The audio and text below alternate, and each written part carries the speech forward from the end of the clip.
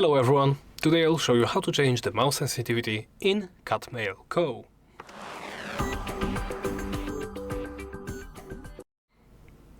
Let's begin by opening settings, then go to controls. In controls, look for the mouse sensitivity gauge. By the default it is set to 1.0. You can lower it down to 0.1 or go as high as 5.0. Select any value you prefer.